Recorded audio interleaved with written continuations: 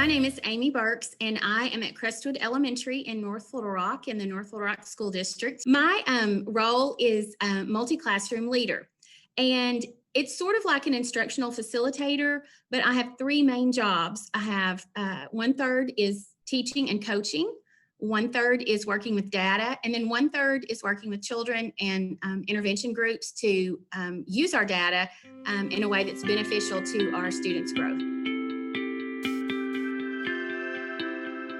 At the beginning of the year, we do many assessments and screeners.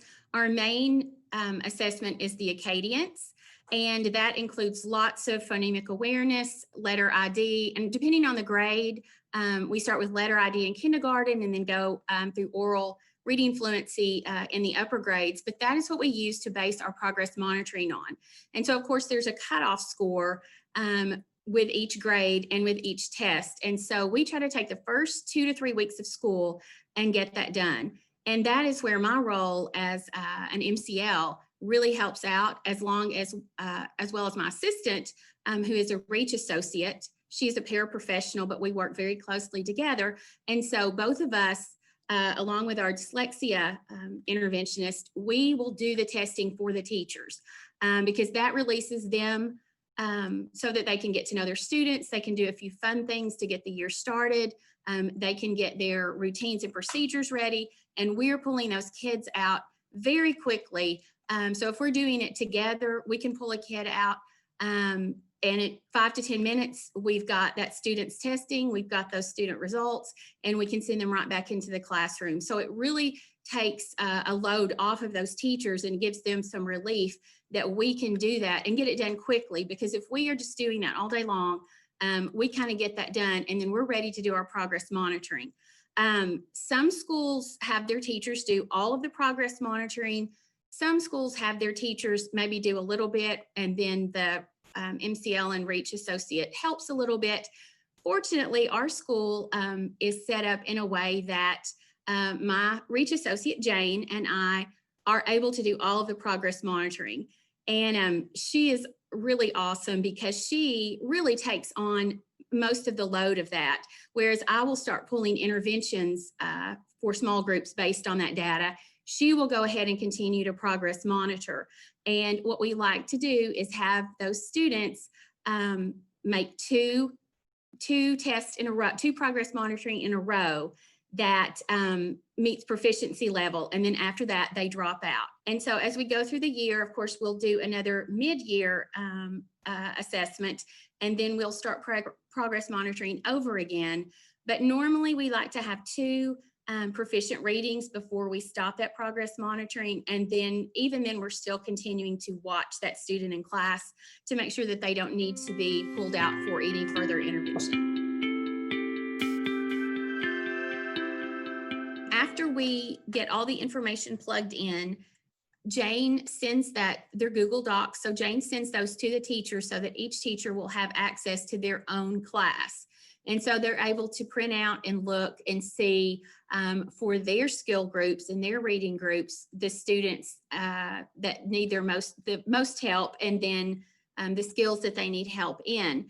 And then also during our PLCs, that's one of the times that we sit down and everybody will look at all the students that we have and where they're scoring. And that's the time that we talk about, oh, I see you have one that scored low in first sound fluency also. What can we do for these students? They're already being pulled out. We're not seeing a lot of growth. So it's kind of like we use those for brainstorming sessions, because our goal is to get every student to grow. And we know that some of our students that come in, especially in kindergarten, who have not been exposed to academics, who have not been exposed to any curriculum, they have a lot of years to grow. So for some students, we want every student to score proficient, but in reality, what we want is for those students to learn and to grow and to feel successful. So if they move from red, the bottom of the red, up to the top of the yellow, we feel like they've moved. They've learned, they've grown, and we want to keep them moving, but we have to look at the success that we have and go with that and feel good about it. because we have lots of students with lots of different scores, but we want them all to be successful. And we have to stop and think that success for one child looks different than success from another child. Several years ago, we were in school improvement, and we had a principal who was determined that we would get out of it.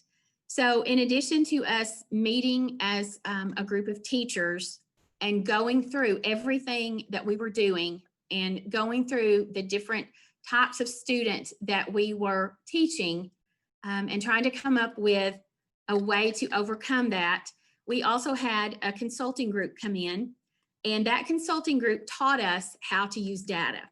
So the first thing I use to describe our school now is that we are data driven, which is kind of a buzzword, but it is true for us. And that is how we've moved from a C to an A, because we look at that data and we look at each child.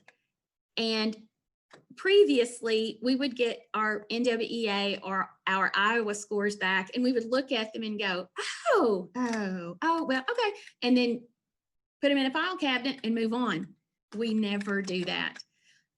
Our teachers from K through 5th, our librarians, our music teachers, our art teachers, we all look at that data.